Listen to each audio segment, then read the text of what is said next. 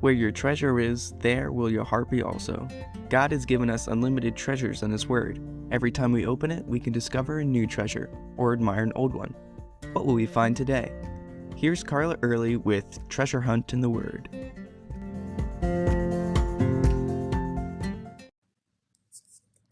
Do you notice in your life when things are going good, when you least expect it, in areas of your life that you least expect, Satan will attack? The early church experienced persecution from the outside, but who would have thought of church members conspiring together and lying? Sometimes Satan hits us with little things, little lies, seemingly inconsequential deception, not quite the whole truth, to cause conflict. In Acts 5, we read the story of the first church conflict.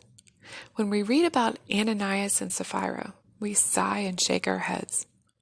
Having seen others in the church sell property, give the money to the apostles, and get recognition and honor, Ananias and Sapphira decided to sell their land and do the same thing. Only they agreed together to only give part of the money, keeping some of it for themselves. Their motives weren't right, and they attempted to deceive not only the apostles and the church, but God as well.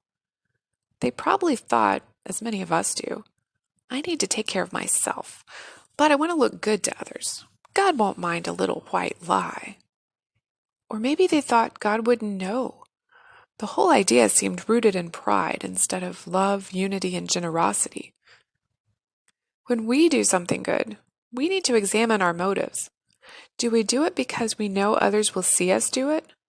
Do we do things just to be popular or well thought of? What do we want to get out of it? Or more basically, am I doing this for God or for me?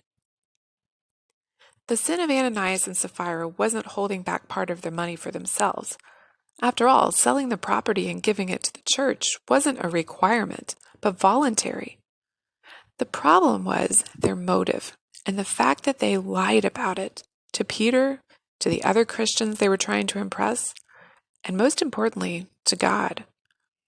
When this was uncovered, first Ananias, then Sapphira fell down dead. There's no such thing as white lies, or gray ones for that matter. All lies are black with sin and deception. When has pride caused you to lie, to yourself, to others, or to God? When Satan tempts us to lie, and he will, what can we do about it? What was the result of this event? Verse 11 says, "So great fear came upon all the church and upon all who heard these things." The fear of God is more than just being in awe of Him or respecting Him. In this context, the fear of God includes fearing His divine judgment. If we, like those mentioned here, realize the power and majesty of God, we have good reason to fear Him.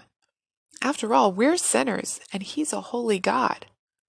Sin cannot be in His presence. That's why Jesus had to die for us, to give us the righteousness that He had, so that we could come into His presence. If we're believers, we can now come boldly into the presence of our Father. But those who don't know Him have good reason to fear His judgment. This incident glorified God in so many ways. It weeded out the pretenders or hypocrites of the early church, or people just hanging around for free food, to watch miracles, or because it was popular. Also, verse 13 says, people esteemed them highly. Respect for the church grew, and therefore the respect for their God grew. But their fear didn't keep people from coming to know Jesus. It says believers were increasingly added to the Lord, multitudes of both men and women. I think today sometimes churches are afraid to hurt people's feelings or offend people with the truth of God's word, lest they get mad and leave. But as John comments in 1 John 2:19, they went out from us, but they were not of us. For if they had been of us, they would have continued with us. If we share truth and people leave, that's okay. God will add people His own way. This incident didn't discourage people with real faith from coming to Christ. God used it to bring Himself glory. God can use anything for His glory, even our sin. You can contact us at treasurehuntintheword@gmail.com. We'd love to hear the treasures God has given you through His Word. You can listen to other episodes at our website, which you can find in the description below. Thanks for listening, and remember, where your treasure is, there will your heart be also.